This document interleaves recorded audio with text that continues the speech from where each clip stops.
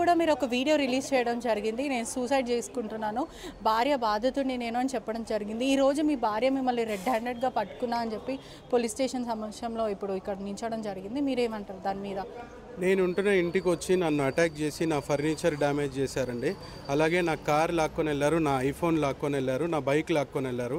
అక్కడికి వచ్చేసి నన్ను ఆ అమ్మాయిని కొట్టడం జరిగింది. మా పైన కారం జల్లి కళ్ళల్లో మమ్మల్ని రాడ్లతో కొట్టారు ఇందాక.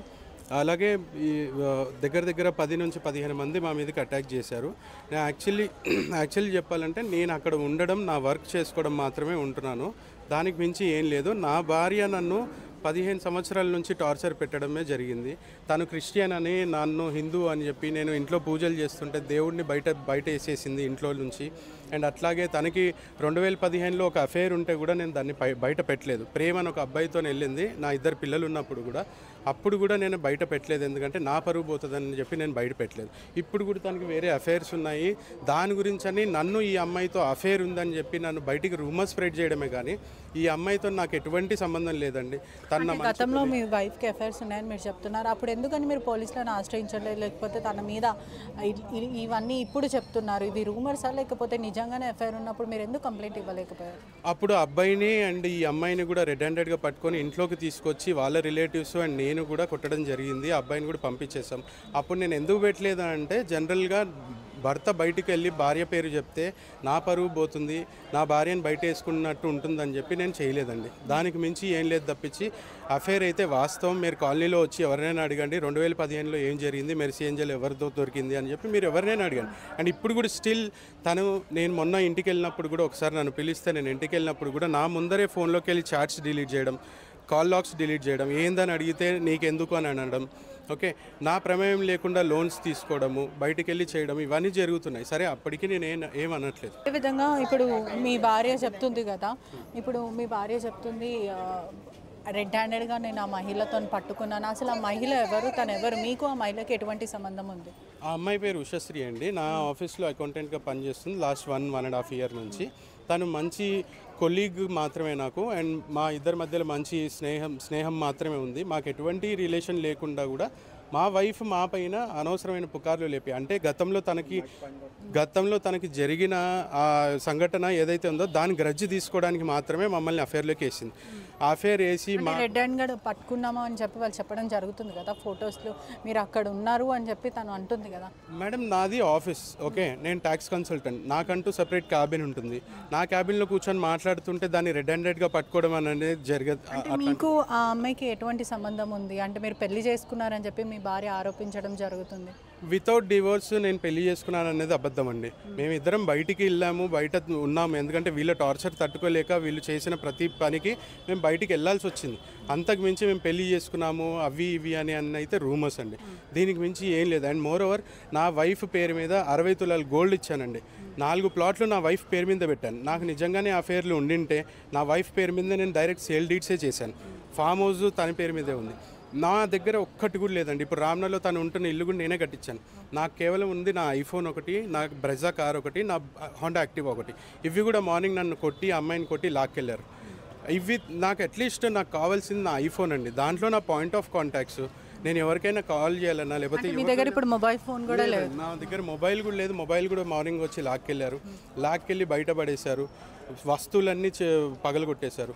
దానికి మించి ఇంకా నన్ను ఇంకెంత రోడ్డుకి లాగుతారో నాకు తెలియదండి. అంటే మీ భార్య కన్సర్న్ ఏంటి అని అంటే, అగ్ని సాక్షిగా పెళ్లి చేసుకున్న నేను ఉన్నాక కూడా ఇల్లీగల్ ఎఫ్ఐఆర్ ఎలా పెట్టుకుంటాడు అని మీ భార్య క్వశ్చన్ చేయడం జరుగుతుంది. అయితే నేను దీనికి ఒకటే అండి, 2015లో ప్రేమ అనే అబ్బాయి ఎవరైతే ఉన్నారో, మరి అగ్ని సాక్షిగా నేను పెళ్లి చేసుకున్నప్పుడు నీకు 2 పిల్లలు ఉన్నప్పుడు నువ్వెందుకు వెళ్ళావు?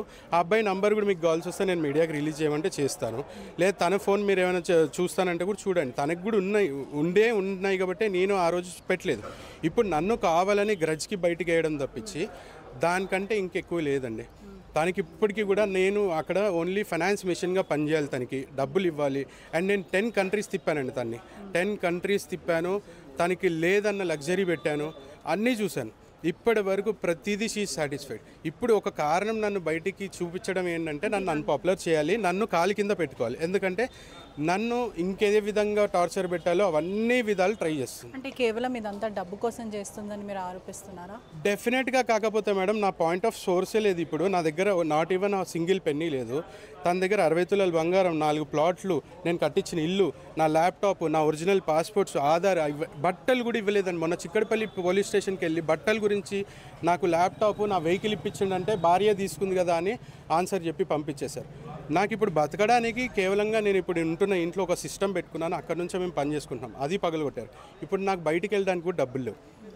అన్నీ లాక్కుంది. ఇప్పుడు అతనికి డబ్బే అవసరం లేదన్నప్పుడు ఆ ప్రాపర్టీస్లోకి వెళ్ళి అట్లీస్ట్ నాకేమైనా ఇచ్చి, సరే బయట ఉన్నావు కదా బతకడానికి ఏమైనా ట్రై చేయని హెల్ప్ అయినా చేశారు. ఎవరు అన్నీ లాక్కుంది. ఇప్పుడు ఏం లేవంటున్నారు. 60 తులాల బంగారం ఇంట్లోకి వెళ్ళి పోయింది అంటున్నారండి. పోయింది అన్నప్పుడు ఒక తులం బంగారం పోయిందంటేనే కంప్లైంట్ ఇస్తాం. 60 తులాల బంగారం పోయిందని ఒక లేడీ అన్నప్పుడు తను వెళ్ళి కంప్లైంట్ ఇస్తుంది తన గోల్డ్ గురించి. ఇప్పటివరకు కంప్లైంట్ లేదు. నేనే వెళ్ళి ఇచ్చా. ఆ కంప్లైంట్ ఇచ్చిన క్రమంలో మా ఫ్యామిలీ వీళ్ళ ఫ్యామిలీ గొడవ జరిగింది. ఆ గొడవ జరిగిన టైంలో వీళ్ళ హస్బెండ్, కుషా వాళ్ళ హస్బెండ్కి ఫోన్ చేసి వీళ్ళిద్దరు ఇల్లీగల్ రిలేషన్లో ఉన్నారని చెప్పడం జరిగింది. ఆ అబ్బాయి ఈ అమ్మాయిని బయటికి పంపించడం జరిగింది. మేము బయటికి వచ్చి మేము బయట ఉంటున్నాం. అంతే తప్పించి మాకు ఎటువంటి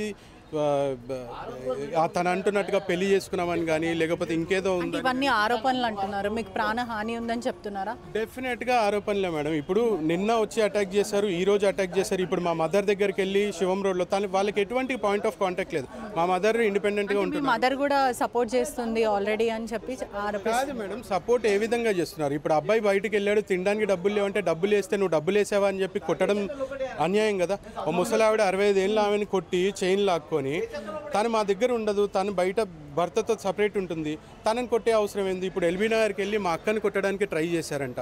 అక్కడికి వెళ్ళి తనని కొట్టడం ఏంటంటే ఇదంతా కూడా కోర్టులో నడుస్తుంది అని కూడా తను చెప్తుంది. మరి కోర్టులో నడిచినప్పుడు మీరు ఎందుకు హరాస్ చేస్తున్నారు? మీ భార్యని హరాస్ చేస్తున్నారు, కాల్ చేసి మెసేజ్లు పెడుతున్నారు, థ్రెటనింగ్ చేస్తున్నారు అని చెప్తున్నారు. హరాస్ ఏం లేదండి. I was just trying to get connected. అంటే నేను పిల్లల గురించి నీ గురించి అని చేయగలుగుతానా చేయలేనా అనేసి నేను మాట్లాడుతున్నాను. జస్ట్ ఇదంతా 2 months ప్రాసెస్లోనే అయింది. ఏదో 2 years కాదు. 2 monthsలో మేము సార్ట్అవుట్ చేసుకుందామని నేనేదో మ్యూచువల్గా నేను ముందరికి వెళ్తుంటే తను దాన్ని అన్ని బయట పెట్టి హరాస్ అంటుంది తప్పించి, దానిలో హరాస్మెంట్ ఉంటే తను అప్పుడే ఇమీడియట్గా పోలీస్ స్టేషన్లో పోలీస్ కంప్లైంట్ ఇవ్వాల్సింది. హరాస్మెంట్ అంటే డెఫినెట్గా వెళ్ళి నాకు ఇప్పుడు నేను ఎట్లా అయితే వచ్చానో నాకు కష్టం జరిగిందని తను ఇవ్వాల్సింది.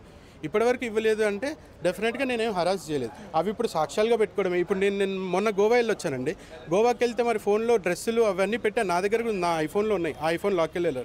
ఆ డ్రెస్సులు ఇప్పించుకుంది, పిల్లలకి ఫీజులు కట్టించింది. మరి హరాస్మెంట్ అంటే అవన్నీ ఎందుకు తీసుకుంటుంది? నేను 3 సార్లు వస్తే 3 సార్లు నాతో ఎలా సంసారం చేసింది?